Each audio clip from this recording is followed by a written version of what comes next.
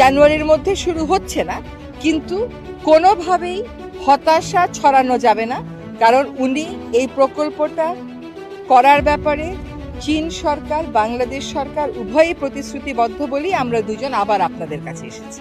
হ্যাঁ, এবং এই কথাগুলো আবার বলতে এসেছি যে এই প্রকল্পটা হবে, এবং এইটার সপক্ষে রাজনৈতিক দলগুলোকেও আপনারা দেখেছেন, নির্বাচনে যারা যাচ্ছেন তারা বলেছেন যে তাদের রাজনৈতিক যে ম্যানিফেস্টো এটা তাদের পাক। সুতরাং এটা হবে, কিন্তু তাড়াহুড়াটা না করে যে 26শে জানুয়ারি বলেছিলেন 26 জানুয়ারি শুরু করে, সেটা না করে আমরা একটু সময় দিই কাজটা ভালো করে। এখন যাচাই বাছাই না হয়ে কেন টাইম দিলাম?